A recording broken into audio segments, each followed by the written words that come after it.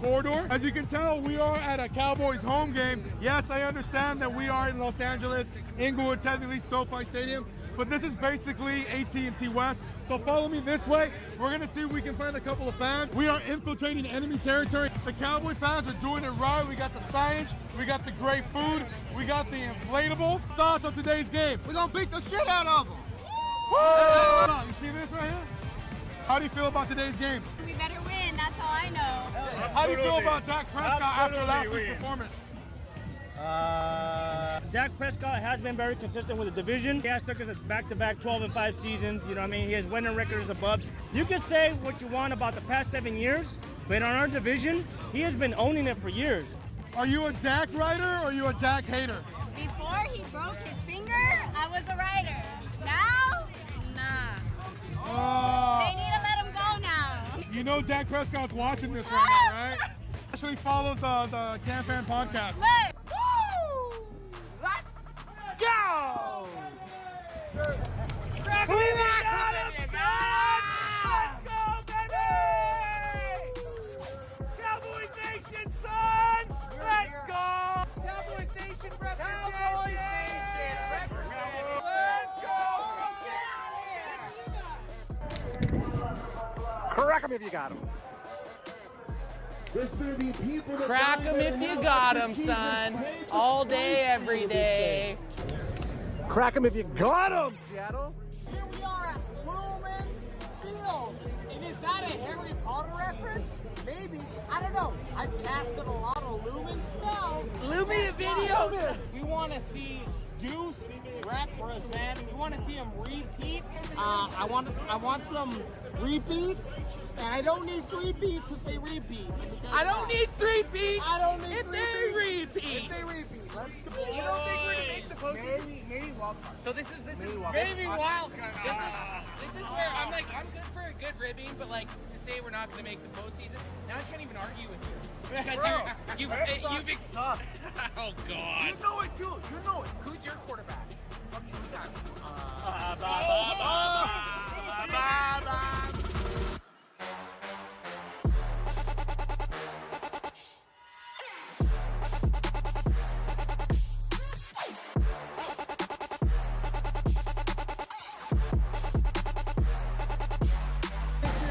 This is our year. Look at those dudes.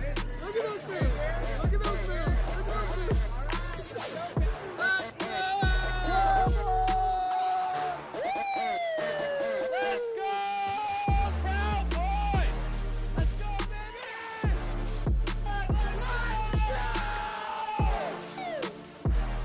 Cowboys Nation showing up!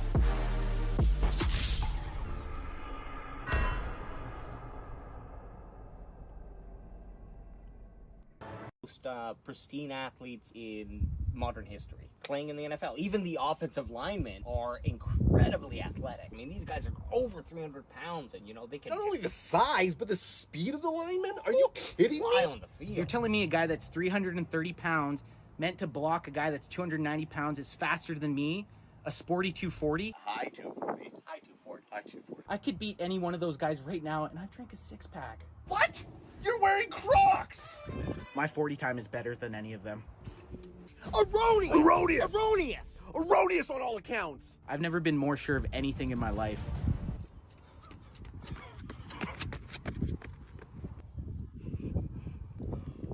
How'd I do? 13-5. Final quarter. Here we go, baby. CD for the CD, baby. And I'm going for 2. Woo! I don't know why my safety was just playing off so far. Tackle him. Yeah, well, I might be a boomer, but you sound like a pipsqueak. You don't even know how old I am. No.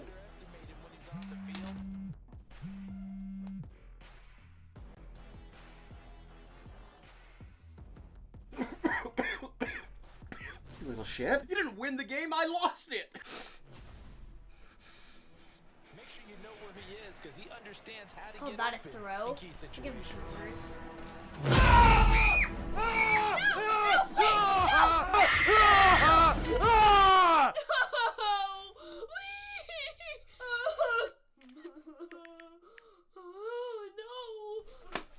I'm might be old, but at least I don't still piss my pants.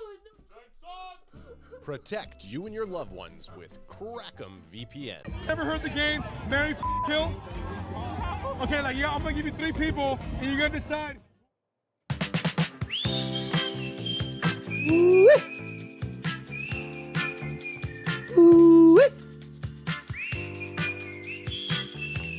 Welcome Sunday service. Time to exercise your demons, Cowboys Nation. Yee-hoo! I know one way to exercise my demons, baby. Oh. Crack 'em if you got 'em, son. Woo! Oh, yeah, baby. Crack 'em if you got 'em. Crack 'em if you Crack 'em got if you 'em. got 'em. On this fine Sunday service edition of the Cowboys CanFan Show. The last Sunday for the next 5 or 6 months without NFL football, fellas, and that makes me feel delighted. It makes me feel delectable. Does that make sense? Yep. That makes me feel delectable. Delectable. And if you're in here looking right now, you're seeing Adam already up to some camera. We were only sitting here for tinkering. 30 minutes prior. Well, hey, look, if something's going wrong, He's got a tinker. if something's going wrong with the camera, We got to fix it. You got to fix it. You're like a laggy McGee right now. I don't get what's going on. Yeah, I'm just you doing are. a robot move. I'm just doing the robot So I move. need to figure. But you're right. Here we go. Fucking week 1, baby. Week 1 coming up. No more Sundays without football. College football kicked off this weekend. I was watching a few games. But next week, this Thursday, is our bread and butter, the NFL season kickoff, man. And I'm excited, even though the Cowboys aren't playing until Sunday.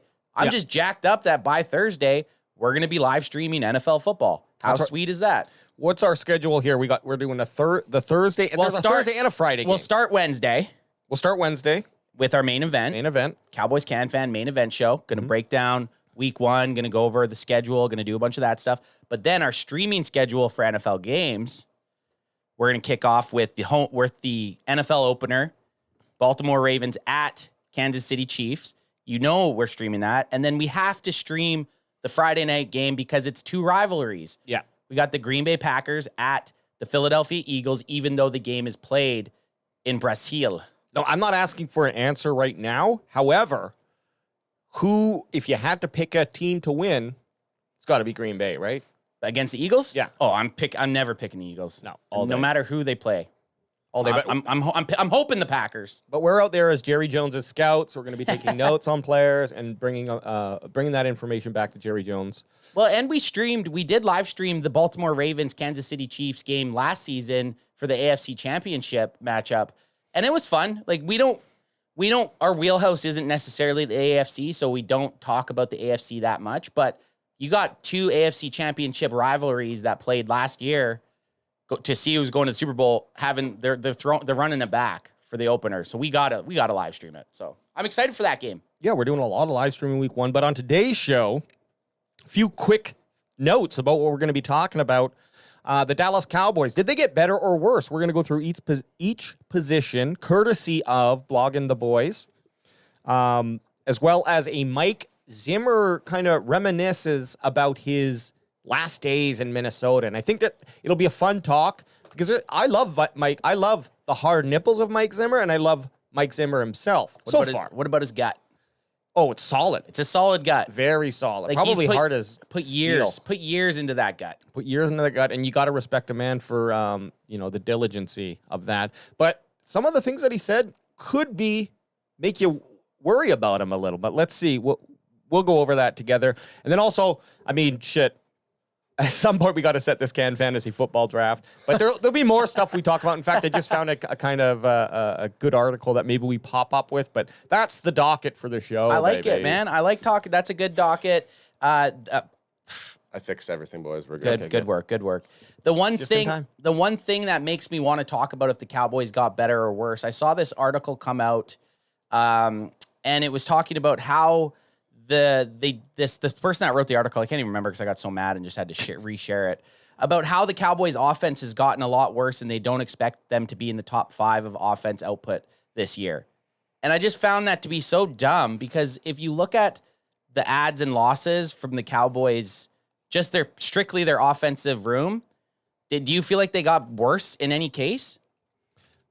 I guess the only one would be running back, only because I think TP20's ceiling was higher, but when it actually played out, they were a pretty mediocre running team. game. So if you look at Tony Pollard's production last season, I don't think that's going to be hard to replicate. And maybe it's not one player that replicates that production. Right. But I don't think losing Tony Pollard was as big as a knock as it like to fall out of the top 5 in scoring offense. Like the Cowboys were a top scoring offense last season, and I just don't see a big enough change to make them seem like they're going to be worse. Losing Michael Gallup, that's non-factor. Jalen Tolbert should be able to match that. Yep. Losing Tony Pollard, sure, he had a high ceiling, but he didn't meet that high ceiling last year.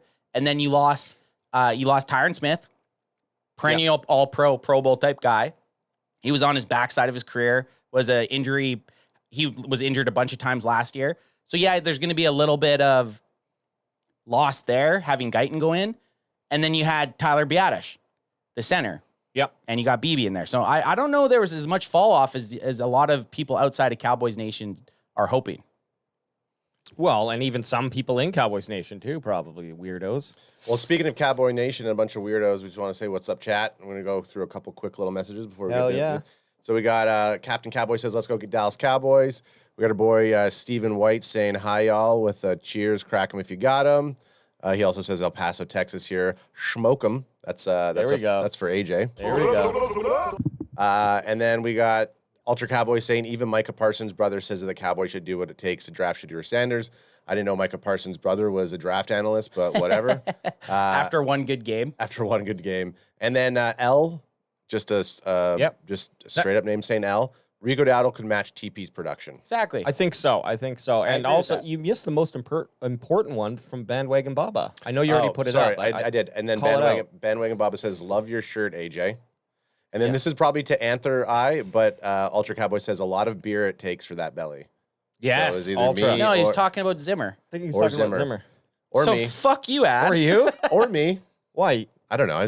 Sometimes I look like a Chunko. I think that was a Zimmer comment. It probably was. But okay, fat shame us, Ad. Me or you. the belly. But and it's clearly not Ad. Ad's like almost got a 6-pack, so Ad was just trying not to make me feel bad. But he had to bring it up. Well, because I didn't know. Ultra wouldn't do me like that. I didn't know you guys were talking about Zimmer. I know you were in nerd boy mode. I was trying to fix the Millennium Falcon, and guess what? I did you saw me repatching everything. I did. And it wasn't that. It was a setting on the camera was flicked. Who is this Patch? We got Patch Adams over here? No.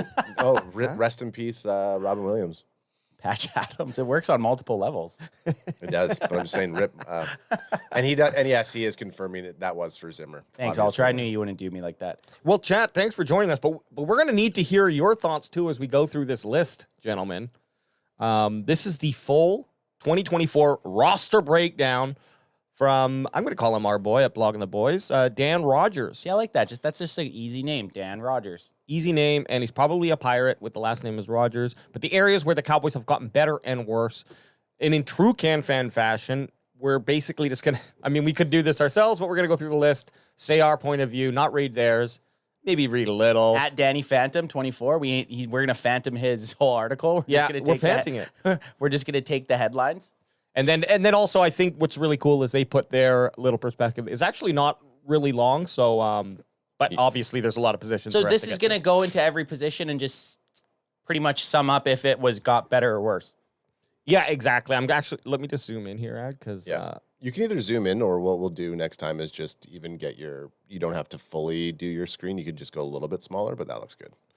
This year's Dallas Cowboys roster is interesting to say the least. That's his theme. That's his start. So it's of course it's going to start off with quarterback, and this is one we can kind of just glance over. It stayed the exact same. Yeah, a smidge better is what their rank is. Smidge better because we got Trey Lance. Yeah, but they had him last year too. But he came through halfway through the season. Now he has an he didn't. He was traded at training camp last year. They had him the whole year last year. Did we see training? No, we didn't see him, but he got traded to the Cowboys during training camp. Why did I think he came in like midway through the season? Because you never saw him. Yeah, you're right. It might as well. Yeah. But yeah, I agree. Prescott, same good old, I would say. And the only difference here that that Rogers mentions is Trey Lance has had a little bit more time, so that's why he says it's a smidge better. And I think sure. And how much can you put that in as your third? Like he's your emergency quarterback. He could have got 100% better, and it would still be like if he didn't pass Cooper Rush, it's the exact same to me. Yeah. Do you think that it's like you could look at it as like a letter grade? Like he gave the quarterback position an A, and then it just says smidge better or a smidge better.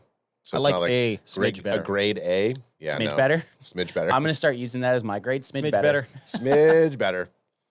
That one's basic, though. That's that quarterback. Yeah, we can move on from that. Next up here is, of course, the running back room. And interestingly, he says worse. What are your guys' thoughts? I don't think it did. Worse? I don't think it did because the sure, if you talk about the ceiling of Tony Pollard, it seems like it got worse. But if you actually dive into Tony Pollard's stats from last year, they were very underwhelming. Totally. Yeah. So Tony Pollard might have needed that Ezekiel Elliott to really get to his point or be that guy, or they should have given Rico Dowdle the ball more to increase Tony Pollard's production. And it's one of those things, it seems weird that he could have better production on less carries, but I think that's the type of player Tony Pollard is. He didn't show last year, for the Cowboys at least, that he could be a bell end running back. So I don't know. I find it hard to say that they got worse. I feel kind of even. I feel elevate or kind of even planed on this one. Yeah. L in the chat says a smidge worse. And see, I'll take that. If you would have said a smidge worse, that would have been funny. Yeah, go ahead, AJ. Just reading his stats here. He had 252 carries, just over 1,000 yards, 1,005 yards, 4.0 average, 6 touchdowns. And I think that's where we probably say he didn't reach his potential for that. That can be matched by, I feel like Rico Dowdle could have those exact same stats. Yeah. Deuce Vaughn's going to have those stats this year. Well, according to you, if we dive back into, you might 6.3. You might have, adds crazy 6.3 yard per carry for Deuce Vaughn. But I was also thinking that he wasn't going to get as many. I went down a rabbit hole. I get it. But I do think that seeing Deuce Vaughn in preseason, if he can get into rotation and if he can run the way he ran in preseason, which is going to be a little bit harder when you're running against ones. He ran good in the preseason last year too, though. Right. So I don't think they've gotten worse because, as you mentioned, Tony Pollard's numbers weren't that great. And now we got Zeke back and Dowdle. If Dowdle is our true number one, when you have either, I don't think there's a number one on the team. I'll say that. No, but if Dowdle does become our number one, we know it's going to be a running back committee room or running back by committee. You either have Zeke or Dalvin Cook that's going to play that RB2 or that RB position, and then whether or not Lepke or Deuce Vaughn gets the remaining reps. I don't know. I don't think we've gotten worse.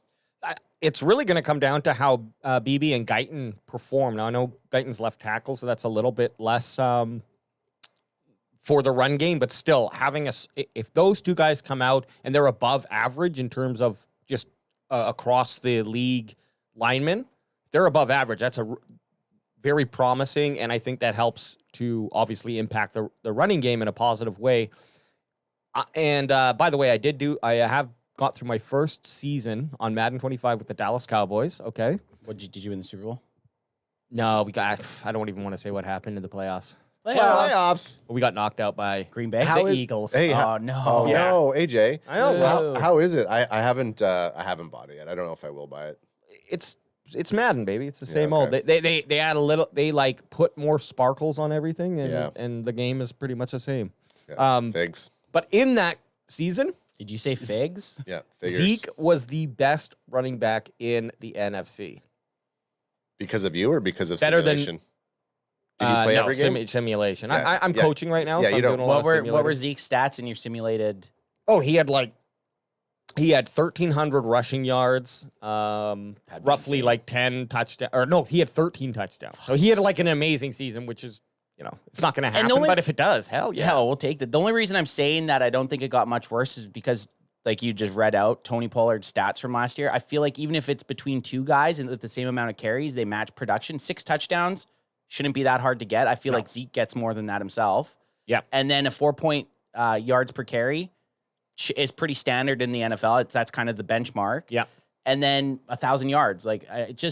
If he would have had 1,500 yards or 1,600 yards with double-digit touchdowns, his stats in 2022 Tony Pollard's stats in 2022 were pretty impressive with his lack of touches. Yeah. But I don't know. I think I agree with what Dan Rogers says. Worse, it may not be as bad as we think, but it also could be a train wreck. Like it could go either way, but it could also be better than everyone thinks. So exactly. L says, actually, with Dalvin Cook, I think it's a smidge better. Hey, there he goes. That's right. And technically, you need Vikings Cook. Yeah. And Cook's not technically on the roster as of yet. Well, yes, he is, but he's a practice squad player. But he'll be there. Danny Watson says you also have to take into account that we didn't have a run game at all last year. Yeah. Which is true. So if that leans that it should get better, it should be better. And then Ultra says Zeke is trash. So if it's going to be worse and we didn't have a run game last year, that's not great. Like we can't go into another year with the type of run production that we had. So if anything, our run game is going to produce more touchdowns, or it's going to produce more first downs for us that we didn't see last year. Or it'll be just as it is. I can't really see it getting worse because it really wasn't off the charts last year. Yeah. What would be even considered worse? It'd have to be awful. Because last year the running game was pretty bad. Like it wasn't good at all. It wasn't. It didn't exist. It didn't exist. It really didn't exist. You couldn't lean on it at all. Now the bigger question is like, okay, if we see a higher producing run game, is that going to take away from guys like CeeDee Lamb? That's fine. That's fine to have happen. It would. I don't. Here's the thing: the run game needs to perform on third downs and fourth downs when you decide to go for it, and more in the red zone. And I don't really see that taking away from CeeDee. If anything, it might open his game better. It could, yeah. Or as Ant says, why are they throwing it on first? Yeah, run the ball and get the 4 yards. Yeah, but they couldn't last year. I know. Last year, throwing on first down was probably their best, better option. Yeah. And you know that's how I drew it. Big Mike. Tight ends. Which so we traded away Peyton Hendershot, who was in the tight end room last year. Yeah. And you got a couple guys that are first timers on the Cowboys 53-man roster with John Stevens Jr.'s and Brevin Spanford. So I like the unknown. I think John Stevens Jr.'s was better than Peyton Hendershot, and I like Brevin Spanford's size. So we'll see. And his name. I'm gonna BSF. BSF. Yeah.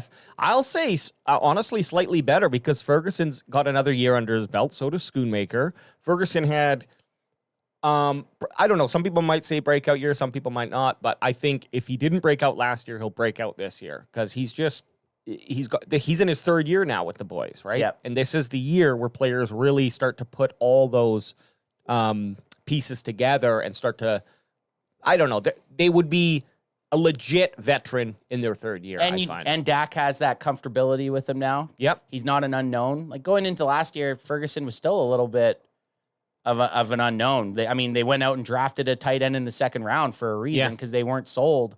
I bet you if they knew what kind of guy he was going to be, they wouldn't have drafted Schoonmaker in the second. So I think they're trending in the right direction to be better. Yep. And also, John Stevens Jr., we didn't get to see him last year, but last year and this year, he was very impressive in camp. So let's see what happens. I just don't like that Phantom 24 is very wishy-washy on his, be a little bit, a smidge here, slightly, mostly the same, but with possibly, give me a stronger statement at the end. Give me a hard line. Yeah, give me a hard line. Yeah, but he can't be wrong with these bullshit answers. Wide receiver. Yeah. It's true. TBD? Tell me he did not. Tell me he did just not use my acronym. TBD, but shouldn't be any worse. So don't write an article without giving me something. Okay. To be determined? Well, no shit. Every position is to be determined. This is pre-ranking. Come on, Rogers. There hasn't been a single play. There hasn't been a single play in regular season. Everything you're saying is to be determined, but you have to still make a suggestion. Yeah, and the biggest change, really, because CD, Cooks, there's our 1-2. The biggest change is swapping Gallup for Tolbert. But shouldn't be any worse. Shouldn't be anywhere. No, look, when you have CD signed now, multi-year contract, that's all out of the way. You hope he doesn't regress, and after he gets paid, he just starts eating. Right? Yeah. But our other two players are who's the hell's Jalen's? Jalen. Oh, the two Jalen's, Tolbert and Brooks. Brooks. Okay. Yeah, and Brooks will be interesting. Flournoy, rookie. And then there's Turpin. But read his last sentence here. Add that to a better rapport between Prescott and Cooks. And this group, Michael Rappaport? rapport between Prescott and Cooks. Ian And this Rappaport. group should be an upgrade over last year's cast. So he says it should be an upgrade. And then right below, he says to be determined. But shouldn't be any worse. But shouldn't be any worse. Yeah, wishy-wash. I'm calling upgrade. Just again, nothing. We didn't lose anyone Gallup sucked the last 2 significant. years. Gallup sucked. He retired. But we love him. And I believe, again, Tolbert's in his third season. So this is his kind of make or break moment for the boys. And I would assume he's going to want to either secure that spot or play so good that someone else is going to pay him more than we can afford. Like that's basically what you're looking for if you're a Tolbert, right? I think he's still got one more year on his He's on his contract after third. this. He's on his third year right now. But still, you're playing for that payday either with the Cowboys or with another team. Yeah, you want to put something on tape because he hasn't done much his first 2 years. So again, we said it last year. It's a make or break year for him, but this is truly. well, no, third year is usually your make or break year, really. Yeah, he needs to put up the numbers Because he still went into the season last year as the fourth option, right? This year he's the third option. Gallup's not there. He's gonna get snaps. I also think with Jalen Brooks and Flanoy and some other guys who are on the practice squad who maybe get a chance and they show out, we have some guys who could compete with Tolbert week to week. And if they start to outplay him, he could lose his third spot or not always be the guy who's number 3. So I like that competition. And rookies, you always, who knows how they're going to perform. Some guys who get drafted in the top 10 don't perform, and some guys who get drafted in round 5, 6, and 7, which is where Flanoy was, they actually come out and perform better than anyone expects. So. Well, super chat from and your battery is low. You read this super chat. Super chat from Skeptical Fan, a $2 super chat says, man, thank you. They're better if we win against the 49ers. Which CanFan will be at live. Yeah, we will be there live and in person. I was looking at ticket prices today. It's weird. It's like when you say they're expensive. Candyman, and Candyman appears when you talk about the 49ers. Hey yo! Nate Dogg rolls in. To just appear like right after. I do want to do a little side quest here. Okay. Pretty crazy. Their first overall pick, Ricky Purcell or whatever. Oh yeah. Got shot trying to get his Rolex stolen. Fought off the guy and shot the guy. Like battled for the gun, got shot, and then shot the guy trying to rob him. Wow. That's pretty hardcore. Tay and I stayed like a 30-second walk away from where the guy got shot. Really? That's crazy. Yeah, Union Square. It was on the road that our hotel was on. Now, when you say ticket prices are expensive because you've been looking at them, what are Nosers, $315 US. That's nosebleeds. Yeah, well, we're used to the nosebleeds. Now, are we just gonna do game day of, or are we gonna buy or?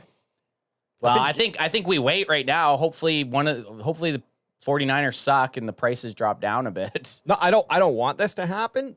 But let's say it doesn't affect our playoff chances. I'd love Cowboys and 49ers lose on the same week.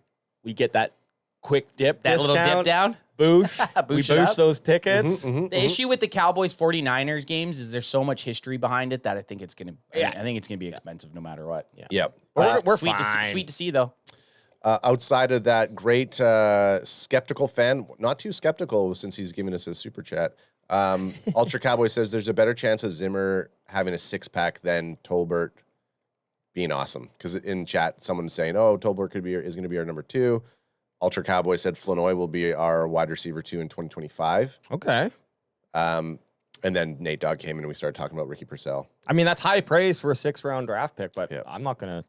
And then Ultra wants to know, is that AJ's computer or vibrator that is low on battery? Ultra. Both? Quick, picking on me. My computer is my vibrator. Ultra. AJ doesn't have a vibrator. He just has a butt plug in all the time. Oh, fun. I grew up with brothers. I'm rough. Okay, O-line, baby. Crack him if you got him. Hey, hang on a second. I forgot to say that. Toss me one, son. AJ's only giving me one every now and then. I don't have anything on deck. He's going to load it in the chamber. So offensive line, I'm going to read it out. I'm going to read out. Yeah, let's read it. Because this one is something I think. Yeah, it's had the most change so far. Had the most change, yeah. It looked as if this group was headed to a dark place after the team lost Tyron Smith and Tyler Biadasz in free agency. But how the tables have turned. Rookie Tyler Guyton graded out as the best rookie tackle in the preseason. our Guyton. How crazy is that? Fellow rookie Cooper Beebe has taken huge strides at center and even got veteran treatment and didn't play in the final preseason game. Not only does that starting 5 look good, but the progress of second-year player Awesome Richards looks great. TJ Bass continues to improve, and Brock Hoffman might be the best backup center in the league. It's early, but this group looks even better than last year. There we go. Now, this is That's what wild. I like to hear. This is wild, I think, because I thought Smith was such a, you're right, injury history, but when he was playing, he was such a stud. Anchor. Yeah, stud. And if it's true that Guyton can just lick the ball sack of where Tyron Smith was last year, we're on a really good trajectory. And the fact that Cooper Beebe solidified that center role. That's a great term. Lick the ball sack of. Because I imagine that Tyron Smith is sitting. Ladies and gentlemen, this is prison talk. Yep, that's prison talk. But yeah, Beebe getting officially that starting position. When we were really looking at Hoffman to be that starter and Beebe back him up, that's awesome. We were all pretty surprised about the Beebe to start. We weren't really sold on it. No. So I'm glad he won. And sorry, Awesome Richards, we kind of forget about him, but he would be an awesome backup. And maybe swing tackle? I don't know. Yeah, that's what you're looking for. Essentially, he's leaning towards being a swing tackle type player. Yeah. With Adoga being out. So, and maybe that Chuma injury, I'm not going to say benefited the team because you never want to see your guys get hurt because of depth type stuff. But maybe Guyton got a few more reps than he was going to get with the first team because of that. Truth. Yes, absolutely. And at the end of the day, the youth makes me say I think we have a better team. More excited for the offense. Like the last year, what were we saying? If one of these guys goes down, we're fucked. We're fucked, yeah. Where this year is a couple guys, you never want a couple guys to go down, but if that happened, you have enough pieces to be able to mishmash up a starting caliber offensive line, that's exciting to me. The depth alone is miles ahead of what it was last year. Yeah, absolutely. And look, for both of our rookie offensive linemen, they have that great piece in between them, Tyler Smith, and then on the right guard to help out BB, you've got Zach Martin. So BB should have a really good opportunity to have a great season to learn from alongside those masters of their craft. And so, man, could you imagine though? Let's just put this into perspective. Who's on our right side? Steele. If Steele plays well, and then Guyton and BB are who we think they are. With Steele, there was saying he had his best camp in the last. Yeah, well, even since 2022, he had his best camp. So we need that. That's exciting. We need it. Ad, what's your thoughts? Ultra Cowboy says BB will be a Pro Bowler in his first year. That's a hot take. That's a hot take, and I like it. Yeah, I like it. Well, what's your thoughts? My thoughts are we've significantly improved over last year. I think if you look at like what they're trying to do when we talk going back to the run game, like our run game struggled. Was it a little bit of the line? Was it because we didn't have depth? So if you got guys who were balling out a little bit on the second teams last year, and now they're still being backed up or possibly working their way into that starting position, it's the one area that I'm not skeptical on the Cowboys on what they do on the offensive line. So putting these people in place, I mean, we saw Guyton looked like a monster out there. And then if Cooper Beebe legitimately won, because this isn't nepotism here, his dad doesn't work on staff. Ooh, shots fired. Deuce Vizzy. Well, Deuce Vaughn, he's a teammate with Cooper Beebe. So now that maybe they drafted him so that Deuce Vaughn could get more. Cooper Beebe starting is only to get Deuce Vaughn comfortable because Deuce Vaughn's going to be the #1 running back this year. Then it'd be like player nepotism. Then there's player nepotism, but if that's even a thing. But past team nepotism. Yeah, I'm excited to see. I can't wait to see what our left side does with the two Tylers. Back to back? Yeah, they go back to back every... Yeah. It's like, guys, this is very detrimental. You're supposed to look forward. They just hop back to back and just block with their left and right arms. You got to stop going back to back. So love the teamwork, but you got to stop going back to back. 3 T's, a Z, and a C? Is that is that what we're saying now? Yeah, 3 T's, a Z, and a C. Yep. Yeah. I can dig that. 3 T's, a Z, and a BB. Yeah, that's good. 3 T's, a Z, and a BB. Okay. Defensive line. This is another one that's Defense! We lost some important pieces in Armstrong and Fowler, but we did pick up Marshawn Nealand, and he's looked really good. Don't forget you lost Sam Williams. Oh yeah, and Sam Williams out for the year. You're right. I think it's worse. I think it's worse too. Just because of that, you've lost three huge role players, like you said. Dorrance Armstrong gone, Dante Fowler gone, both over to those pesky Commanders, and then Sam Williams finally going to get all those reps and all that playing time we were hoping for with having our new second pick, Nealand backing him up, and then the knee injury that took him out. So not super excited about that. No, not at all. And this was a big year for Williams too, because he really needed to come in and get a full year under his belt to help improve his play so that he could move into maybe who knows? I mean, how long is D-Law going to be hanging out for, right? And so it would be really nice to have Williams and Nealand being competing, see which one of those guys could be the potential replacement, long-term replacement for D-Law, but we're not going to see Williams. And I think that Nealand probably would have won out at the end of it, but we're not going to get to see that. But you still have that depth then, right? Like you still have that rotation. The rotation thing with defensive ends is so big. And right now, what do you have? You have Micah Parsons, DeMarcus Lawrence, not Dante Fowler, Marshawn Nealand, and then who's the next guy? Jesus. Let's look at it's like Tyron Wheat or whatever. Yeah. Tyson Wheat. Can't even remember his name. Yeah. Tyson Wheat. It's this is the only one that I agree with his change thing. Tyrus Wheat.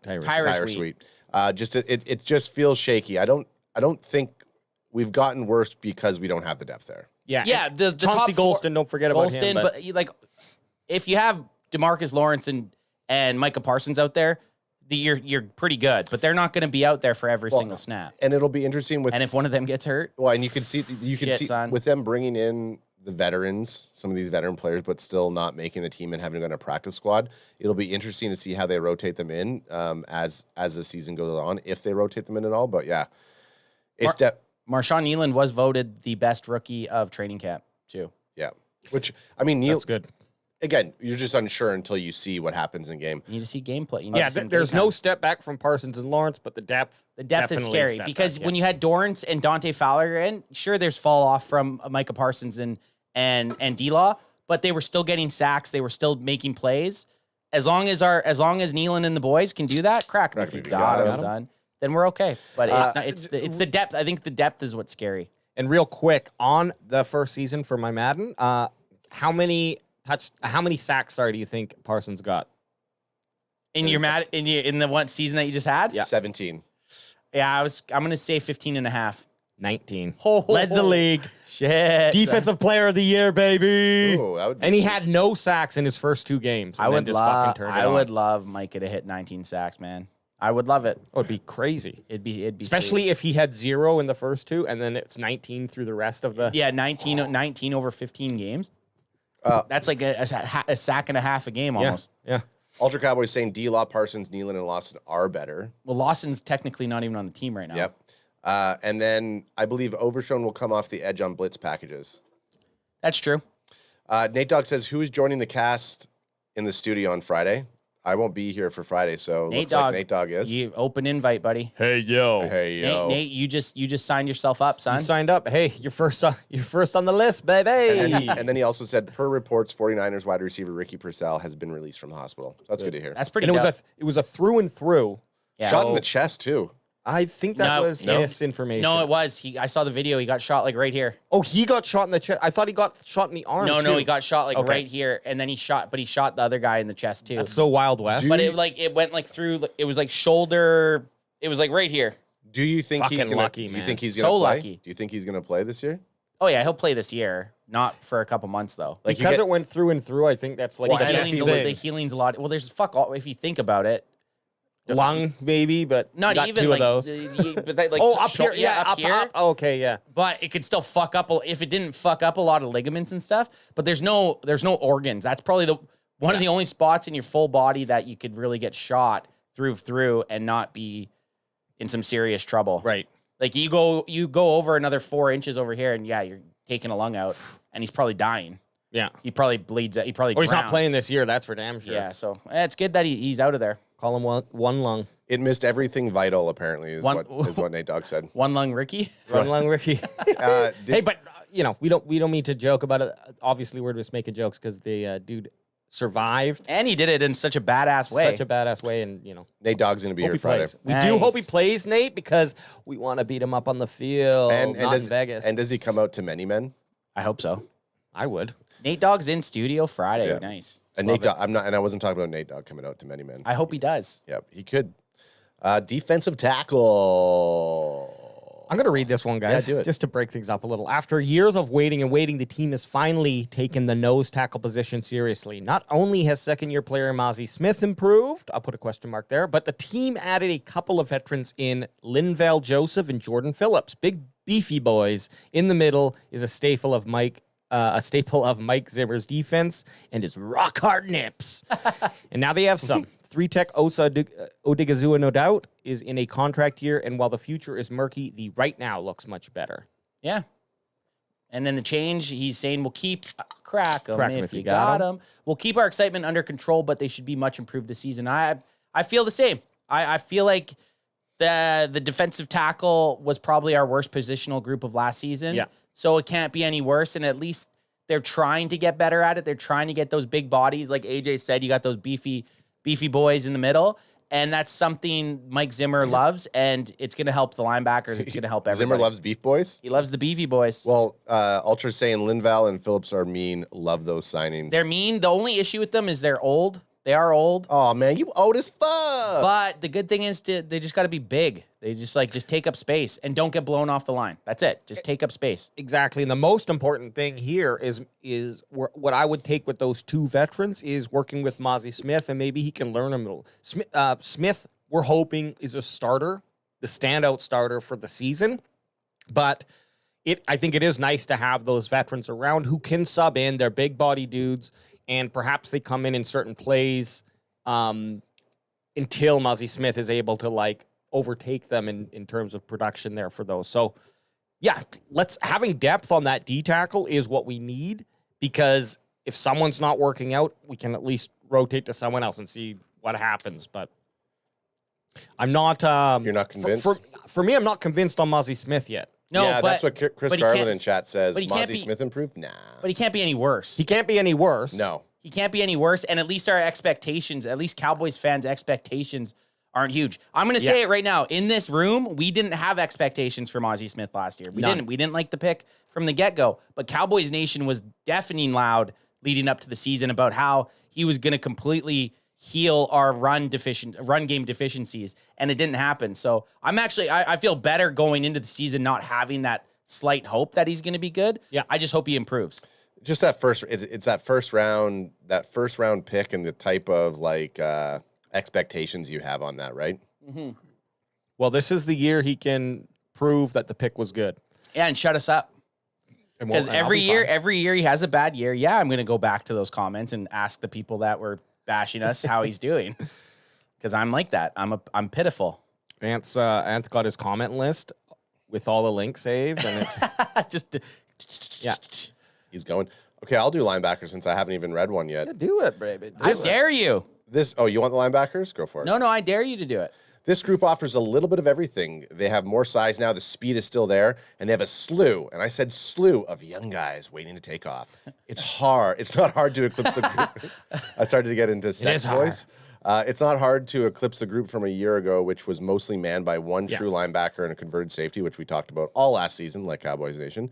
But the additions of Eric Kendricks, rookie Maurice Liafau, and DeMarvion Overshown returning from injury should provide an instant upgrade, with Damone Clark and newcomer Buddy Johnson to provide some muscle. I'd say this is the most excited I am for any positional group. Absolutely. Because that's one of the when the Cowboys are on defense, I'm always watching the linebackers just because they make or break your team. On first and second down, what your linebackers do heavily affect how the game's going to go. So I'm interested to see if Kendrick still has some in the tank. Yep. I'm super excited for DeMarvion Overshown, and I hope having those guys around Damone Clark is just going to make him better. So having this set of 5 linebackers opposed to Leighton Vander Esch and Damone Clark going into the season, and then having to rely on Marquez Bell coming up to play as an undersized linebacker, I'm super pumped up for them. And they have to be better than what I just can't see them being worse than what the group was last year. And with Kendricks coming in, working with his old boy Zimmer, providing probably some much better knowledge of how Zimmer likes to run that defense and spreading his knowledge across or sharing it with Leofau and Overshown. And then also Damone Clark. I mean, he came out, had a terrible injury that kept him out of his first season in the NFL, I believe. Half season. Then last year didn't really get to sink into a linebacker position, was kind of like, yes, he was playing linebacker, but they were so thin. He was playing outside his position. Exactly. He was playing middle linebacker when he's not a middle linebacker. Right. So as soon as Van Der Esch went down, I think that the linebackers are much improved, and it could have just been Kendricks that would have improved the linebacker core. If they just signed Kendricks and did nothing else with linebackers, we'd be like, okay, well, it's still improved. It still improves. And then you talk about all these other guys and the potential of Leofau, the rookie, and Overshown, who essentially was redshirted last season with an injury. And so even though he's not a rookie, he's still coming into his first, he was essentially like a free pick this year. Free pick, exactly. So even though we spent one on him already, but we spent it on him. Bocce's in the house, boys. Bocce, what's up, son? Sup. And then Danny Phantom saying improve. There are things to work out, but overall this group is bigger, smarter, and faster. So that's great. Yeah, that's great to hear. We're in agreement. Ultra's saying that don't forget Paul Gauthier. He is a linebacker whisperer. So they having the new linebacker coach. Okay, I don't know if that's how you say his name. Gaunter. Get me some Sean Lee fucking coaching up the LBs, and I'll come all over this table. And then Boot says, "Sup Ultra, 1 week and you get to see your favorite QB sit on the bench while Dak crushes the Browns." Boots just comes right in and he just starts throwing haymakers. Stoking that fire. Stoking it up. Cornerbacks. I want my cornerback. Well, just looking at this change, like his change, I'm just going to skip right to it. Yep. Similar to last year, but with much better depth.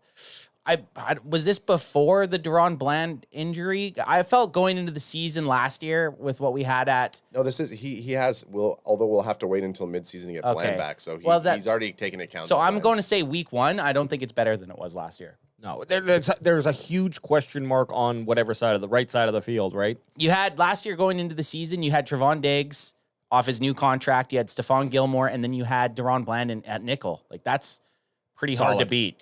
I feel that a hot take here. I feel like we're going to see Andrew Wilkes-Booth come in and step up hard for this game.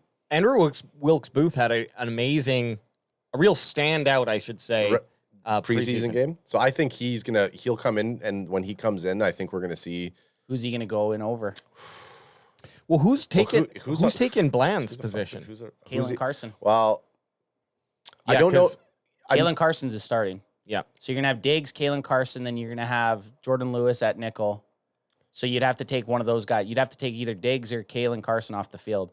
So if Booth's coming out, that's because Kalen Carson's been burned a bunch of times, and that's not a good thing. No, I mean, Kalen Carson's not going to play every single defensive snap, not necessarily, right? So even if your starting corners usually do, if they're your starting corners, they're there the whole time. Yeah, they don't get taken out very often. Okay, I still think that when Andrew Wilkes-Booth hits the field, he's gonna work his way up through to be a very formidable back. Well, can we do a quick quest here and just pull the depth chart up?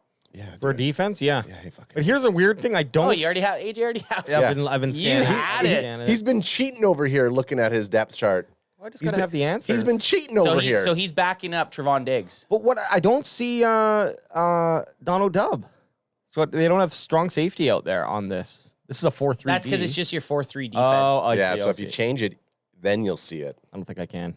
Bastard. You can't change it. You can go to PFF, but we know Donald Dubb's there in that strong safety. That is weird though. For a 4-3 defense, you usually because they have the nickel. You in a 4-3 base defense, you don't have your nickel out there.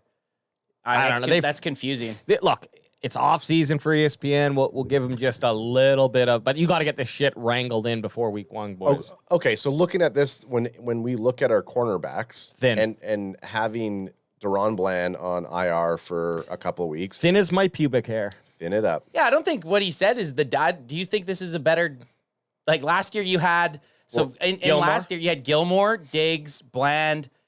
Diggs. No, Bland wasn't Diggs who at he the knew start he of the was. year. At Diggs the start of the year. Going at this point of the year last year. But Diggs Bland wasn't anyone. He was still He was still your nickel. But I'm just saying he wasn't anybody until Diggs went down. He became somebody.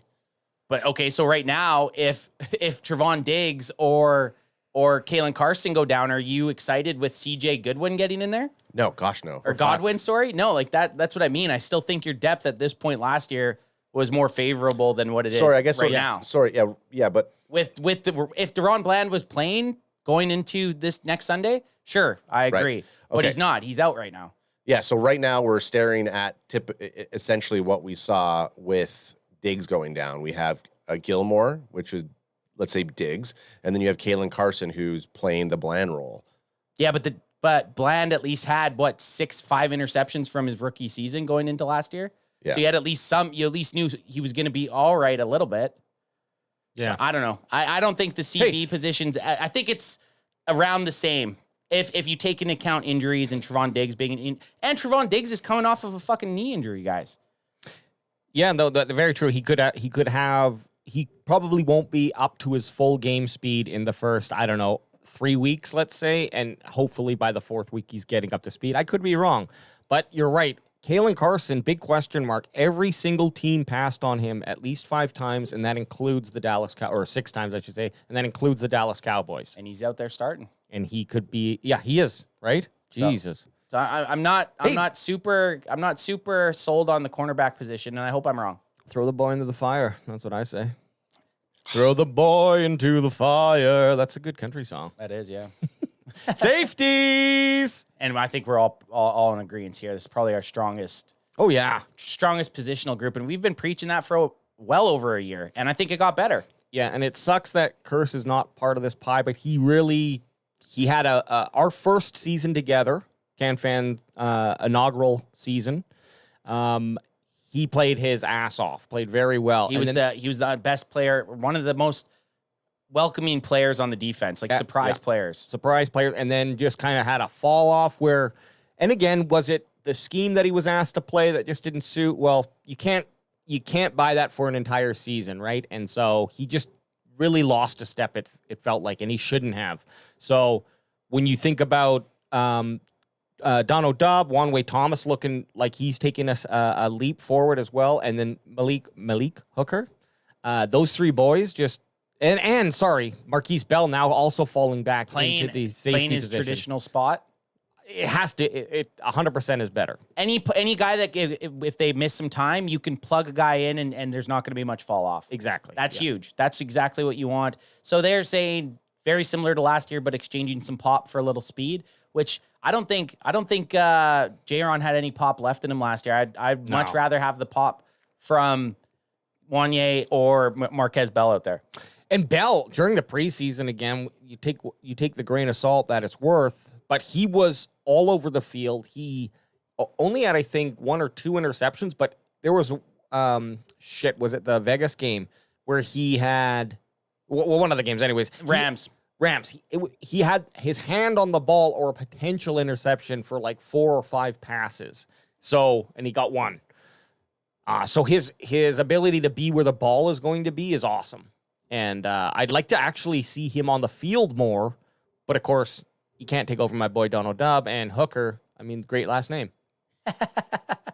Yeah, because you kind of have Bell's kind of subbing out Wilson, and then Wanya Thomas is kind of subbing out Malik Hooker. Is there a chance Bell would come in to play where Wanway would be playing on the defense? No, because I think they both sub out. They're both different guys. Oh, okay, Strong safety, free safety. I can't tell because, the strong safety is just not on the depth chart for the Cowboys. So I'll ask you guys this, though, with settling argument for this little exercise we did. Is the team better or worse this year?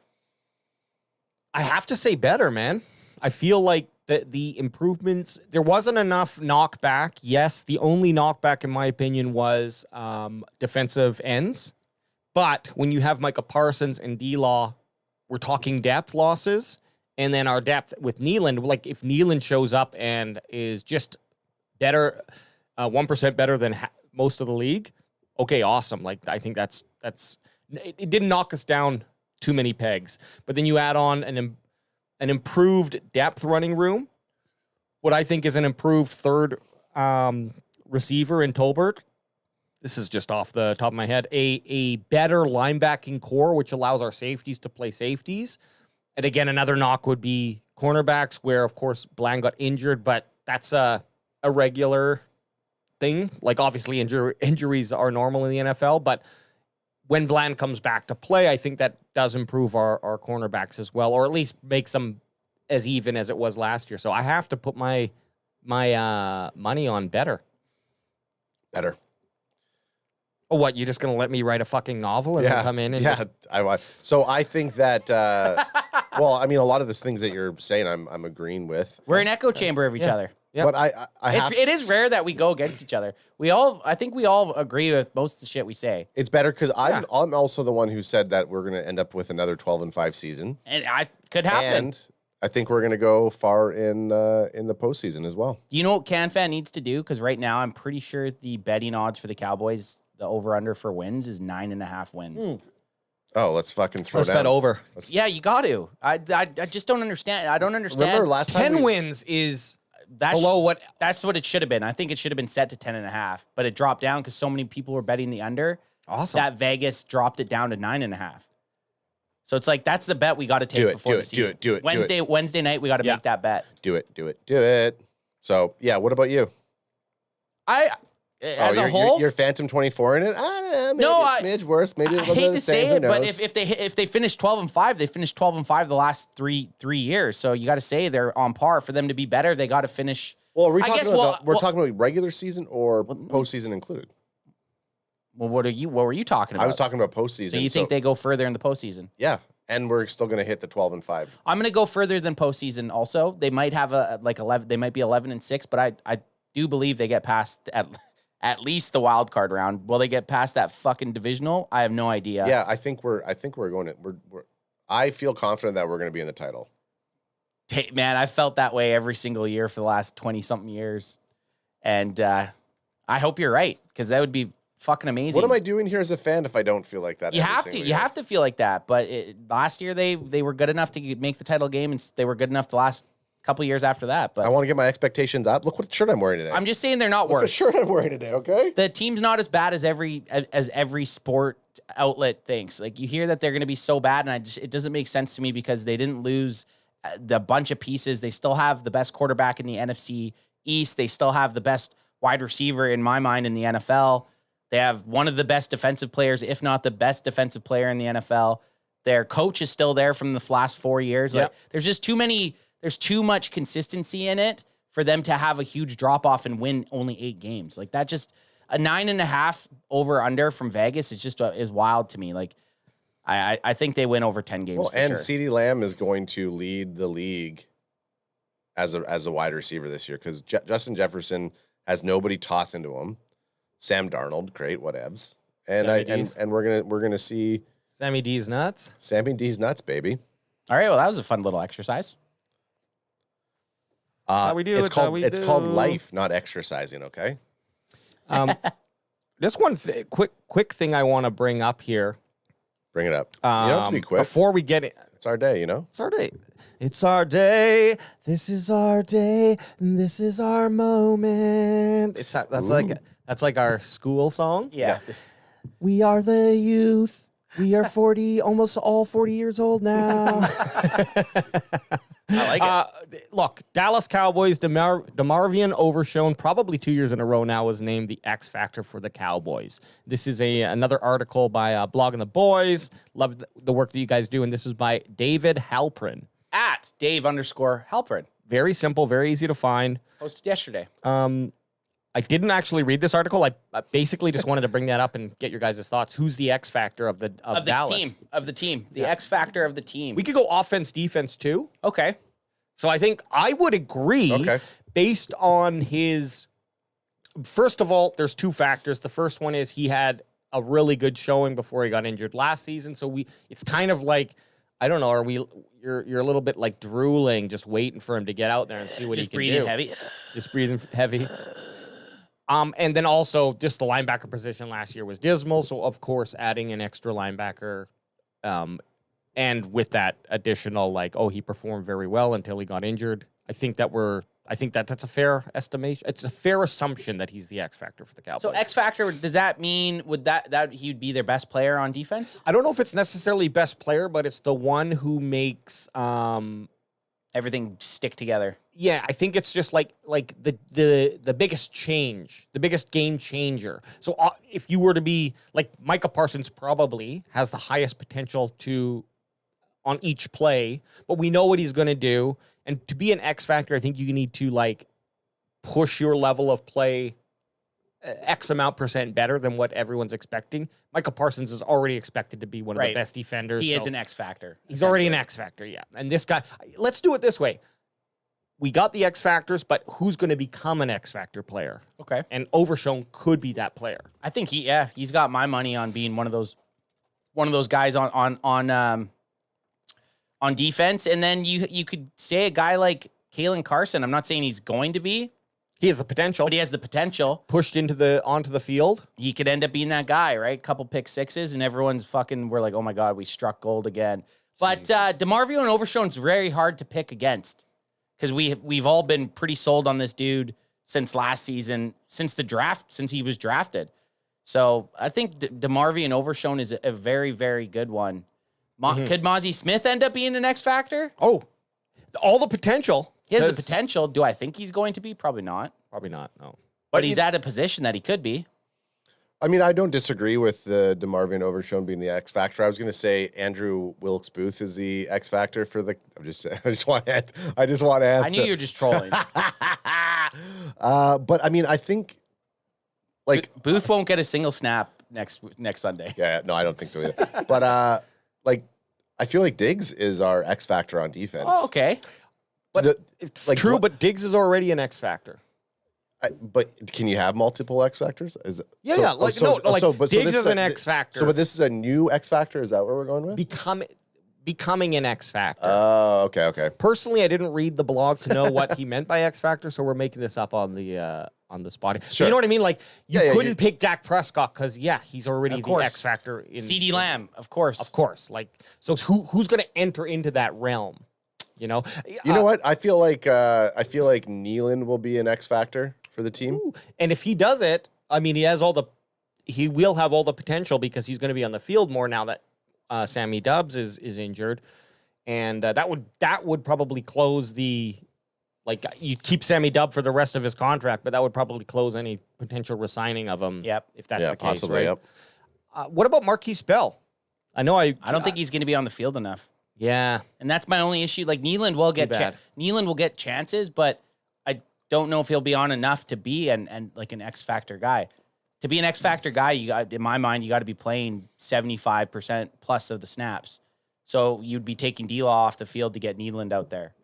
That's my only issue with that's why my Kalen Carson one he could if he does some stuff, but you have to think of it snap wise, right? You have to think of a starter, a guy that's going to be on the field the majority of the time, and Nealon will probably get 30% of the snaps is my guess. Could he eventually bring it in? But I don't think.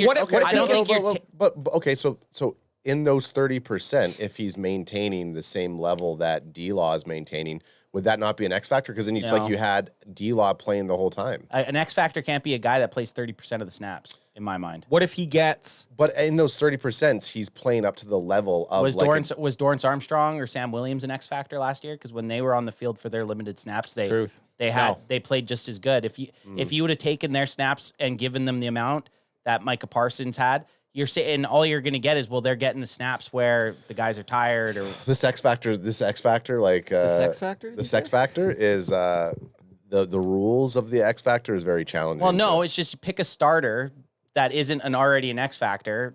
Dono Dubb, baby. Dono Dubb's a good one. I'd love to. Malik Hooker could be considered an X factor in my mind. Or safeties. Damone Clark could be. Eric Kendricks. I don't know if you could consider him an X factor right now, but with the Cowboys, he could be. He could be, yeah. I'd say on defense, the only two X factors you have are Micah Parsons and Trevon Diggs, and on offense are Dak Prescott and CeeDee Lamb. Pick any other guy that's going to start 80% of the snaps, and that could be the guy you pick. Is D-Law just kind of... I don't think you could pick him as an X factor because he's just so consistent with what he does, but he's never gonna take over a game. No. Okay. Yeah, and I agree. So he's playing at a high level, but he's not going to take over a game. No. Clark's an interesting one, actually. Clark's interesting. Damone Clark's interesting. Like, linebackers are interesting. And that's where Overshown. I mean, I'm even worried Overshown might not get enough snaps to be a true. Very true, especially with Leafau. That's what I mean. So there's a lot of guys. So do you want to give your pick a different one, Ad? No. You're going Nealand? I'm going to go Nealand. Okay. I'm fine with that. Just because anybody that we pick is going to be like, oh, they're either an X factor or I'm staying with Nealand. You literally could have picked 10 other guys on defense other than Micah Parsons and I'm picking Marshawn Nealand because he's a newer guy. So what's Nealand's stats going to be for the season? I don't know. I'm not going to tell you. My final answer, Michael Parsons. Okay, let's move on. No. Offense. It's tough to say. It is tough. It's hard to guess. It's tough to say, but I think when it comes down to it, we're looking at Overshown, we're looking at Clark, we're looking at Leafau. You're looking at the entire We're looking team. at Kalen Carson. Yeah, there's a bunch of dudes, and I hope that it becomes hard to decide in a positive way, not in like all these guys are trash. Okay, we gotta pick one. Here I'll take. You know who I feel like needs to be an X factor? Yes. Who started to show some shades of it? Yes, at the last few games. Yes, I do, and you're gonna answer right now. Jordan Lewis. If Jordan Lewis can become an X factor, I think that'll do wonders because lots of up and downs with Jordan. Exactly. Lewis. So if he can tighten his shit up, it was his birthday this week. Not get his shit pushed in, but get it pushed out. HBD. If J. Luke can become an X factor for the Cowboys, I think we're in a very, very good spot. I mean, now I like that answer better than Marshawn Nealand. And then but then now Marshawn Nealand's halfway through the season. He's gonna have phenomenal numbers, and Ant's gonna say, "Bandwagon boy was right." I don't think he's gonna get enough snaps. Okay. That wasn't your choice. You're just throwing another option out there. You're sticking with Nealand. I'm sticking with Nealand, but also one way. See, that's a good pick too. I think Wanye has a good chance. Oh yeah, yay. Yeah. I could have picked 20 other guys. Well, yeah, you could have. Who did you pick? I picked Kalen Carson, a guy that's going to be starting. Yeah, for the next 3 weeks, 6 to 8 weeks. If anything, 4 to 6 weeks. If anything, we need him to be an X factor. Yes. We need him to be an X factor. So Kalen Carson becomes a dog the next 4 weeks, and then Bland comes back. Yeah, now you got great depth. I think you put Bland back in. You have to. Yeah, he's earned it. Offense is going to be easier though. Offense will be easier because there's way more guys that you can pick from. Because I think you could pick a third wide receiver as an X factor because arguably a couple years ago with Seti the NT, I think he was probably the X factor for the Cowboys. Yeah. That one season with limited reps. And then look, if I was Mike McCarthy, I would be bringing in Seti the NT's his receptions and yards total. Being like, this is what we want. Look, this is the trajectory he was on. Then he left us. You want to be that little bitch in Miami? Go for it. Hey, you want to go to South Beach? Yeah. You want to be a Whataburger with tomatoes on it? Go for it. I don't play that shit. I take my tomatoes off my burger. No pickles, no onions. I don't even do cheese. And then the wide receivers are leaning into CD. They're like, "What's he talking?" CD's like, "Oh, tomatoes are bad." You don't want talks about tomatoes. You want to be the secret sauce. But he likes. You want to be the secret sauce. But he doubles up on ketchup, which is weird. Yeah, Mike, you have 3 of those little carton things of ketchup on. I don't use them all, but just in case. I like the sugar. Who do you guys think for offense would be your X factor? I think you let off with Tolbert or let's just put Tolbert there, but it could be Flanoy. There's potential with wide receivers to step up because Gallup's gone. So now we need someone to come into that third spot. Are we comparing them against, like, for example, using this, Gallup's stats last year, and if they do better than him, we're just like... I'm putting it... I'll give you a situation for offense. Yep. So last year where CeeDee Lamb didn't show up in the postseason at all against the Packers, who would you want? Who would be the guy that has 100 yards and 2 touchdowns? I think it's got to be Tolbert, man. If I'm just thinking off the top of my head right now, yeah, Fergie's a good pick. Yeah. I think Fergie's a great X factor pick. And I'm gonna go Rico Dowdle. We haven't had a running game, and we know what Zeke and Dalvin Cook have done. I feel like Dowdle could have a chance to become an X factor. if he handles his business and gets a couple 100-yard games right out the get-go. It might be tough. It'll be definitely harder for Dowdle or a running back to get that X factor opposed to a wide receiver or a tight end. But I'm glad that we all went different positional groups. I was before I said Fergie, and because I was just answering. That necessarily wasn't going to be. I was between Cooper Beebe and Guyton. I think those are really good too. Because if we look at who on the line, obviously Zach Martin's an X factor. I guess what we should have done to begin with, who are guys that are eliminated, right? So CeeDee Lamb's eliminated. But then when you said he didn't show up in the playoffs, it's like no, he's still an X factor. CeeDee Lamb and Dak Prescott. CeeDee Lamb, Crack if you got it. CeeDee Lamb, Dak Prescott, Zach Martin, and Tyler Smith are all X factors, right? Yes. Or no, you wouldn't say Tyler Smith is? I'm going to say if you pick them, it's a weak choice. Yeah, I'm not picking. I'm trying to just establish. Right, no. BB or Tyler. I gave you a pretty good parameter for the offense. When CeeDee Lamb gets shut down, who's the player that needs to step up? Yeah, that's why I said Fergie. So Ferguson is you're not going to be one. like, oh, the cracking player of the game was Cooper Beebe. Like, he could have blocked amazing, but you're never going to pick him. He's never going to be that X factor guy. Okay, you're not wrong. What if Guyton shows up and is just a perfect youthful Smith replacement? Well, this is the shitty thing about being an offensive lineman. You could be the best guy on your squad, and somebody else is more than likely going to get the credit for the win. Truth. Like the running back's going to get the running back that ran for 100 yards and 2 touchdowns. He's going to get all the praise. When Dak Prescott has 5 seconds in the pocket and throws 4 touchdowns, Dak Prescott's going to get it, or CeeDee Lamb, or Ferguson, or Tolbert. That's just what the X factor. The offensive line, they work as a unit, right? So they don't necessarily get the praise as the skill guys. I want to throw this one out too, because we have not mentioned his name once. Who's fun? Cooks. Just kidding. Oh yeah, Brandon Cooks could be good. I mean, he's in his second season. Yeah, he definitely has potential. Yep, Cooks could be it. He is standout number 2. He had his guys. Man, there were how many games last year where he had the defense burned and the ball just didn't get to him? Yeah, so like burned, like wide open. And here's the thing also, Ant, is if you, as a O lineman, if you fuck up, then you're all on blast. Oh, for sure. It's like you don't get to reap any of the benefits, but if you fuck up with a penalty or you get burned, everybody's like, oh man, he sucked. So final answer. Man, did I just convince myself with that last one? I think Cooks has the most potential to be the X factor. Because if they do eliminate CeeDee Lamb from a game, it's going to open up his chances. And I'm really confident. And I've always liked Brooks. I don't think we saw his full potential last season, and I think we are going to see it this season. Now, he is on a decline just in terms of age. Brooks or Cooks? Cooks, sorry. Did I say Brooks? Yeah, you said Brooks. Cooks. I meant Cooks. You're trying to confuse us. Not Jalen Brooks. Not Jalen Brooks, although, hey, that's a fair answer. But I think it's Cooks. I think it's Brandon Cooks. Add final answer. Fergalicious. And I'm going Dowdle. Fergie, and Cooks. It would be one of us better hit off that. it would be, someone's got to hit. It would be interesting to see with Cooks. Brooks?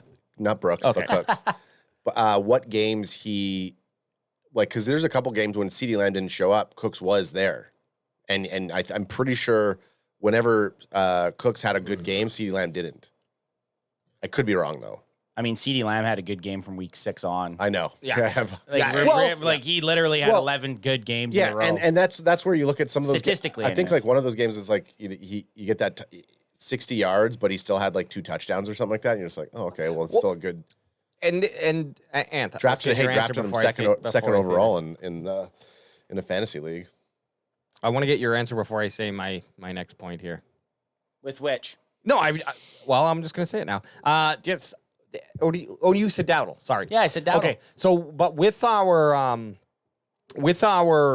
choices here, if CD does get eliminated from a game, and Brandon Cook steps up, is that enough to be an X factor, or is that just playing your position? You know what I mean? But that's being an X factor. Yeah. You end up being that X factor because when your other guy's down, you step up. Well, it's the same, I guess, as Dowdle. If Dowdle plays good running back, then it's like they don't need to throw the ball to CeeDee Lamb. You can't negate him for that. If Jake Ferguson's getting tugs, right, and if Jake Ferguson has like a Deshaun Watson tug, tug on the old Brown bench.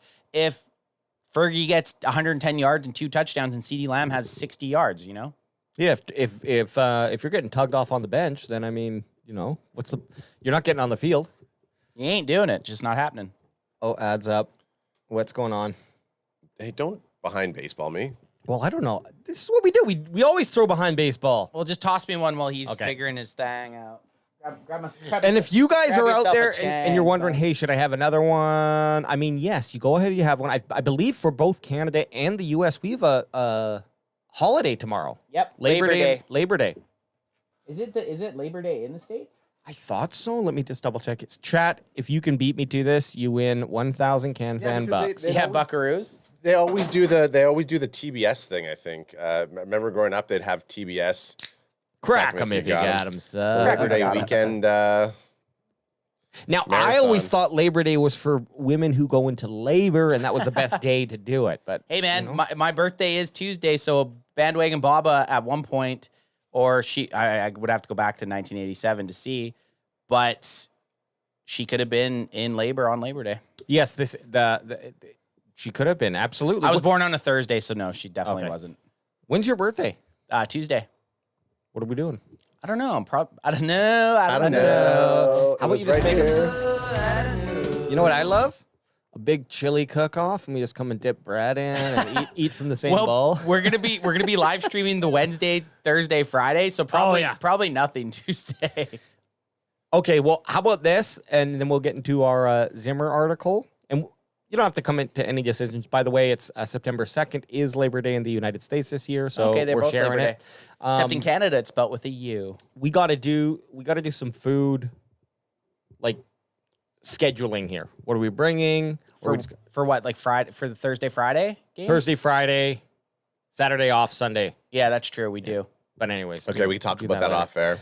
I think I'm definitely gonna get one of those queso dips that we made going again. Yeah, because we can. I didn't eat make enough. a big one. I didn't eat enough on Super Bowl. Of that queso Why do you say that? I didn't eat any. Well, one, I was barfing in the parking lot by the end of the night. Oh, because we went out after. Yeah, I didn't eat. I barely ate all of Super Bowl. And Well- we were drinking Screech. I was yelling at Ad about overtime rules. Yeah. Oh yeah. Which I was right. If you do make queso, just make it for just 4 days. Yeah, just Or just like a 4-day queso dip Well, event. Yeah. Okay. Because I could eat that 7 days in a row and be Shit, fine. Yeah. I might shit my pants, but I'm That's still okay. eating it. Queso and chili. I mean, it's a little too early for queso and chili. I'll figure. Did you just kick the fucking thing? Yeah, you did. Oh, shh. Yeah, that's okay. It's a little bit of a different setup. We have a leg down here now, so AJ likes to kick it. There he goes. There we go. Oh, maybe that's why it was moved over a little bit. Oh, this is a better variation of that. Yeah. All right. Cowboys news. Behind baseball.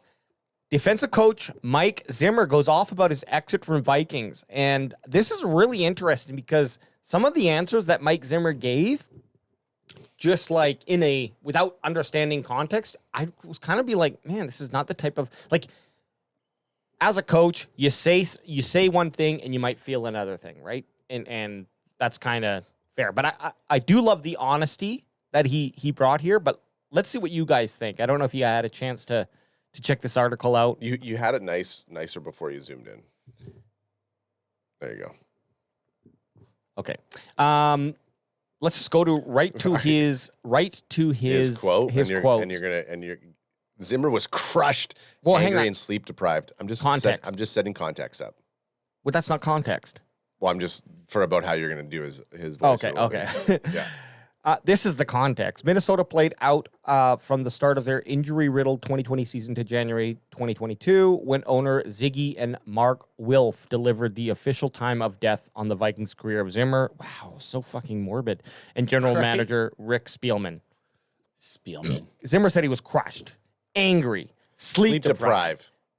The rare coaching lifer who had never been fired. Go ahead. They asked me if I wanted to. Wow, your guys' chemistry is on point right now. Do you want to do it, Ant? Do you want to do it? Hey, we're halfway through, man. We're halfway through. Do you want to do it, Ant? They asked me to address the team, he says, and I said, hell no. They got me fired. There's my one red flag. So Zimmer got fired, and Zimmer says, the team got me fired. I kind of love it, but also I like it. And then that's why he's the DC. I didn't know I was supposed to go to HR and stuff or whatever. No one told me. I just got my stuff, got in the truck, and left. And he's got a truck, too. Oh, of course he does. I love it's that. A fucking, it'll be a 1997 Dodge Ram or sorry, he probably drives a Ford. He drives a diesel. And usually when you do your Zimmer, you're screaming, like you're yelling. You're very calm for someone who just got fired. Okay, well, sometimes I got to learn that. Because you know what it was? Is because now I do a screaming Jerry. Yeah, now I do an angry Jerry. Lately, your Jerry and Zimmer are two of the same people. They're kind of the same. And that's why he's our DC. So this is the first line that irks me, but let me get to the second one too, and then let's have our comments here. The criticism that hurt of most of all wasn't from Kendricks, although that one certainly stung. It was from Terrence Newman, who was an assistant coach at the time after playing cornerback for Zimmer in Dallas. So he's had Cincinnati and Minnesota. That's right. Wow. Newman spoke with Tyler Dune of Go Long and detailed what he called a toxic atmosphere in Zimmer's final days. That one hurt me bad, Zimmer says. Terrence was like my son. I called Parcells about that one. I called Terrence. He said, well, that's how I felt. And I said, look, we are done. Is that better? That's better. Okay. So he got very, very, what's the word? Vindictive or like, pointed the finger at everyone else. Pointed the finger at everyone else. What do you guys feel about that? Like, he is just being raw and honest, and I respect that. I would have to go back and look at how, what if you do honestly feel like the team gave up? True. If you were doing all you could, and you were telling people, like in his mind, he might honestly believe that he was doing everything he could, and they weren't doing what he was trying to get them to do. Yep. But at the same time, you should go out with a little bit of grace, maybe. But there is an additional. But you're getting fired. So you're getting fired, and if your team's not, again, we don't know what the if the team's already abandoned you, then. So he's like he said the words, the team got me fired. So maybe they weren't doing his schemes. Like who knows? Not to mention, imagine being interviewed instantly after being fired. Was this instantly after? Or this right after. Yeah. So that you're angry. So and like pissed off. And having like I do like that. Having losing records. I like that you care about your position and you're going to be open. And there has always been this this thing around Zimmer where he's not the new school, hey, pat me on the back, DQ type of coach. And DQ has his place, but I like that they went extreme. It's okay. Those are empties. I like that they went extreme and like moved away from a DQ style of guy and went to a Zimmer for that hard love type of thing. Because for me, of course, I don't like, I would much rather a fucking hard coach. And I only played, rec league sports, but just saying, I liked my coach when he was critical of me rather than just being like, hey buddy, we'll get it next time. Like I didn't have respect for those type of coaches because the pussies. Yeah, I wanted to challenge myself, and I might have hated my coach in the moment when he called me out, but also that motivated me to be like, I'm not going to get fucking called out again. And again, back to the second quote, I didn't know I was supposed to go to HR and sign out or whatever. If I just got fired, I would have been getting HR. I would be grabbing my shit, getting in my truck and leaving. Like I'm just thinking into my own personal life. Yeah. Like if I got fired from a job, I'm not doing anything else for that company ever, like, again. Yeah, you go tell HR. Yeah, you go sign out. You go figure it out. I ain't signing any more papers. If you do want me to sign papers, it's $150 an hour. Yeah. And I charge 2 hours. But you know what I mean? He got fired. Why would he stick around? He grabbed his shit and he left. There is this additional I think it's funnier. Funny. Yeah. Sorry, there was one other thing that he said. So this is really interesting too. Adam, do you want to try? Do you want to do a better Zimmer thing? No, you go. With 4 third-round picks, GM Rick Spielman selected in order quarterback Kellen Mond, who the fuck is that? Linebacker Chaz Surratt, who the fuck is that? And offensive lineman Wyatt Davis, who the fuck is that? And defensive end Patrick Jones II. Zimmer was there for only the first pick. When he picked Mond, I walked out of the room, Zimmer said. I left the building. I didn't even talk to him on the motherfucking phone, bitch! I ad-libbed a little there, but I'll be Rick. Are you mad at me? I said, yeah, I think you took 4 backups when we could have had guys that were starters. From that time on, it just kind of got worse between us. And I'm not saying nothing was my fault, but I'm not saying anything was my fault. I'm not sure there was plenty of things that were my fault. Just zero accountability. No accountability. And who get Granted, if you're not getting any picks and like not even getting asked about who you guys are taking in the draft, I mean, I'd be pissed too. Yeah, I'm fine with taking responsibility, but also if it's not my responsibility, then of course, like I'm not going to claim responsibility for something that isn't my responsibility. What either draft? way, right? What draft was this? I would love to go back and just look at the draft. Okay, let me have a quick look here. I'll see when Kellen Mond was drafted, and then we'll build off that. Good call. Because I want to see who was taken besides these dudes. It is, like they pick, and then who went, who. Yeah, 2021. Okay, 2021. Let's see who the. So a year before he was canned. Yeah, let's see who the 2021 NFL draft. Who went after Mond? Okay. Kellen Mond. And bring it up behind baseball. Or whoever. Yeah. I know Ant likes to see me work. I love watching the behind baseball stuff as your Wikipedia and stuff. And this brings us to our sponsor today, DuckDuckGo. DuckDuckGo! Are you sick and tired of Google? Are you sick and tired Bing? of Google keeping your privacy? I just seen Calvin Joseph. Oh, that was our guy. Yeah, I seen Calvin Joseph. And actually, I seen Osa on the board there. Kellen Mond. Okay, so after Kellen Mond. Okay. Davis Mills went. Jalen Mayfield. But Davis Mills probably would have been a better pick. There's Osa. Odigizua, no Would have doubt. been a better pick for them. Well, guess and what? There's Now? their next pick, Chaz Surratt, linebacker at 78. So no one crazy has went. Chauncey Golston, Cowboys pick. Maybe that's why he came to Cowboys, because he's like, I want a Golston. Nico Collins, wide receiver for Houston Texans. So yeah. There's the Minnesota's next pick, Patrick Jones. So I'm not really seeing any crazy picks here. There hasn't been any Pro Bowl players. No. Oh, there's Amon-Ra Oh, there's one. in the 4th. There's one. in the 4th. That's crazy. Ramondre Stevenson. He's also another very good player. Jabril Cox. Jabby Cox. Is he even in the NFL anymore? So, I mean, there's not a Chuba Hubbard starter at least. But hey, Hubbard, Stevenson, and Amon St. Brown. Yeah. Osa would have been a better pick than any of those guys that the Vikings took. And we don't know enough about the Vikings to know what they were actually targeting or looking for. Going for, I guess it's the quarterbacks. If you scan down that list, what other quarterbacks got drafted besides Davis Mills? No, but they had Kirk Cousins. But they drafted the quarterback. And that's the issue. They probably shouldn't have drafted a quarterback in the 3rd round. I see what you're saying. Yeah. Right. But I mean, I'm sorry. I was just going from positional in terms of what they grabbed. They grabbed a quarterback 1st round. Was there any other quarterbacks besides Kellen Mond and Davis Mills that went in that draft? I mean, Davis Mills would have been a better pick than. Yeah, Davis Mills would have been a better pick. Oops. Hang on. QB. There we go. No, there we go.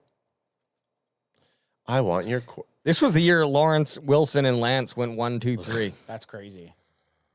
There's our boy Fields. Micah P. Parsons. Oh, Micah P. Yeah. I thought you meant Fields. There's our boy Fields. I was like Field Jones. Okay, so Trask, Mond, Davis, then Ian Brooks. Yeah, so Sam, nothing. I mean, no one. no one. They shouldn't have drafted a quarterback. They shouldn't have drafted. Yeah. They should have drafted Micah Parsons. In the 3rd round, there's other players that they could have. That's funny though. It's just funny. No accountability at all. No accountability. Got the fuck out of Dodge as soon as he was fired.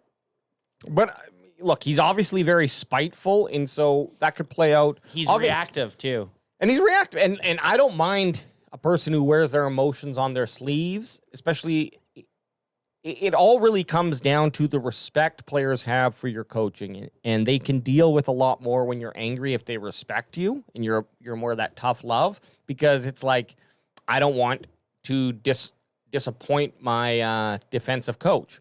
But when you don't have that respect, and that's what it seems like things kind of started to fall apart in Minnesota after that 2021 season or 2020 season, and then leading into 2021, I think that's kind of, at that point, you got to make a move, because it's very difficult for you to re-grasp a locker room without losing some key players so that you can do that, right? So if you're picking between 3 stars or 1 star even versus your coach after 5 years, you're probably easier to move on from your coach. I think we remissed his last quote too. He said, and I'm not saying nothing was my fault. I'm sure there were plenty of things that were my fault. I've read or heard you guys say that differently. We were laughing. Don't say you were guys. laughing. He said it, and I didn't correct you guys because I should have, but you guys were just going on. Well, because he took accountability. Yeah.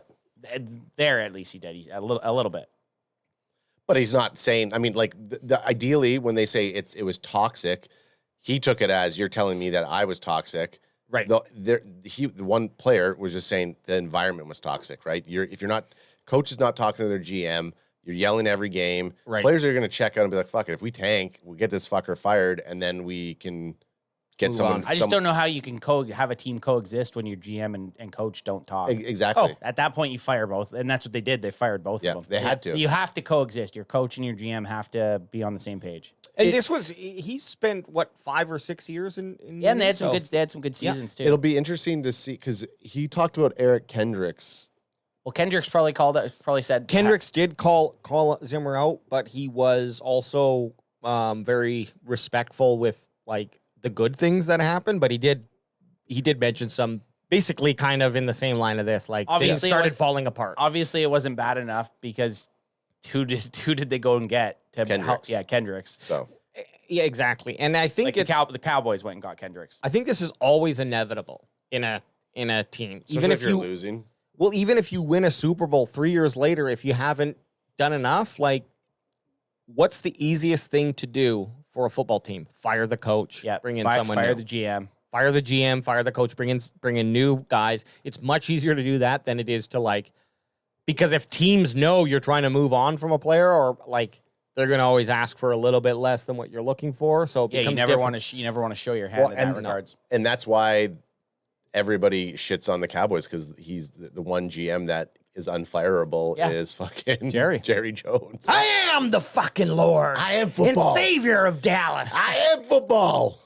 Well, and then it's going to be fucking Stephen Jones. Do you think when Jerry passes away, Stephen Jones is going to take the GM position, or is he just going to go into owner?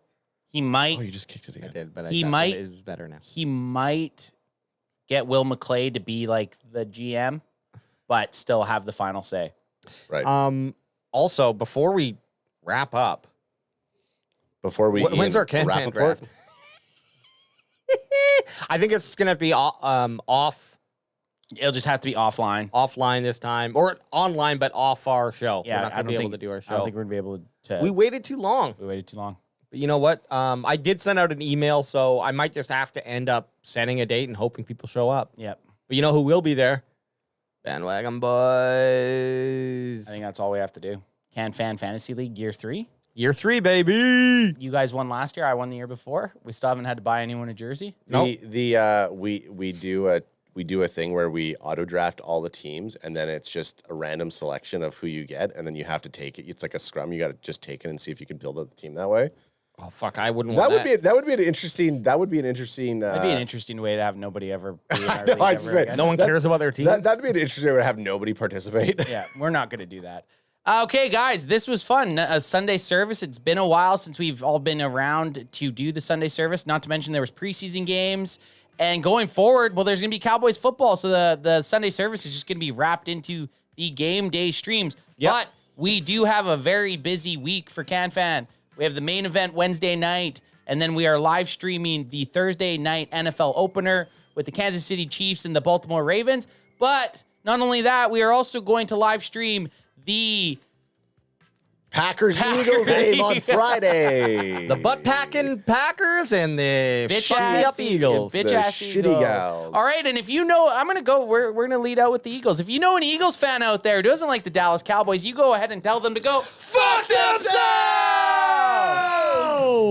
Here we go. Woo! Football season, baby. Here we go. We back. I'm here.